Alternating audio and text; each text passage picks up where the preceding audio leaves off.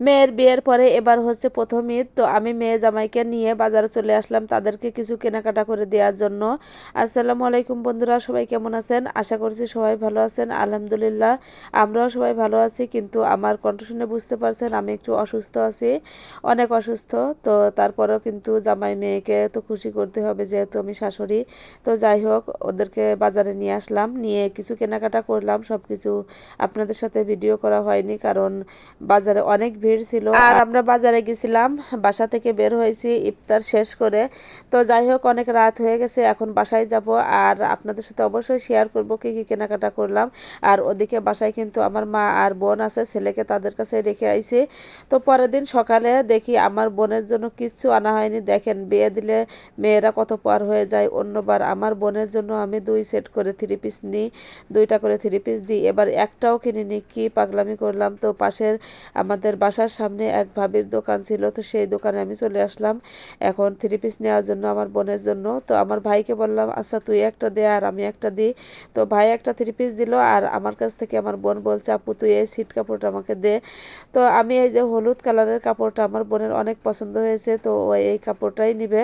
তো অনেক কাপড় দেখাইছি, দেখেন এই সবগুলোই কিন্তু দেখাইছে ওকে, ওর পছন্দ হচ্ছে না। সবশেষে এই হলুদ কালারের কাপড়টা কিন্তু ওর বেশি পছন্দ হয়েছে। তো যাই হোক, ওর পছন্দ, ও নিজে পছন্দ করেই নিছে। তো সব কিছু কেনাকাটা শেষে এই যে আপনাদেরকে এখন দেখাবো।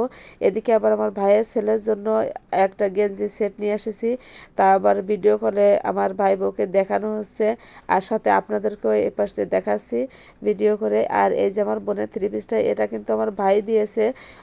আমি পছন্দ করে আমার বোনকে সাথে করে নিয়ে নিয়ে আসলাম, যে ভাবির দোকানতে আপনাদের দেখালাম ওর দোকানতেই নিয়ে আইছি।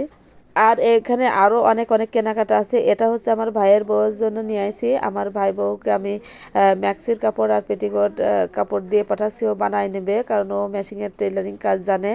আর এদিকে কিন্তু আরও অনেক অনেক কাপড় চোপড় আছে। আমার মেয়েকে আমি 3 পিস দিছি, এই যে এইটা।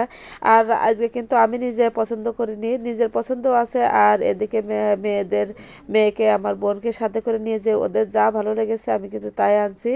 আর এদিকে দেখেন, আমি কিন্তু আমার মেয়ে জামাইকেও বাজারে নিয়ে গেছিলাম, ওর যা ভালো লেগেছে। সানি নিজে পছন্দ করে নিয়ে এসেছে, এটা হচ্ছে সানির জুতা।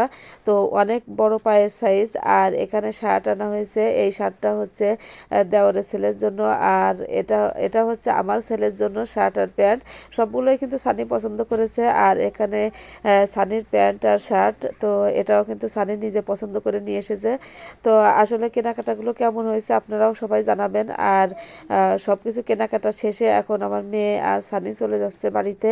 তো ওদের গাড়িতে করে সব এই যে এখন নিয়ে নিল। তো আমি আবার কিন্তু আমার অনেকটা খারাপ লাগে, কারণ মেয়ে বাড়িতে যখন থাকতো তখন কিন্তু আমার বাড়িটা অনেক হাসি খুশি থাকতো।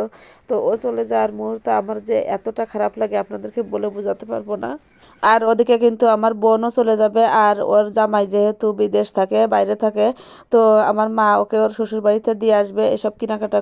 তো আমার মেয়ের বিয়ের কিন্তু এই প্রথম ঈদ পড়তেছে। তো আমার মেয়ে কিন্তু এখানে ঈদ করবে না, আমাদের সাথে শ্বশুর বাড়িতে ঈদ করবে, কারণ তারা এখানে পাঠাবে না, ওখানে ঈদ করতে হবে। আর আমার কণ্ঠ শুনে আপনারা বুঝতে পারছেন যে আমি কতটা অসুস্থ। সবাই দোয়া করবেন।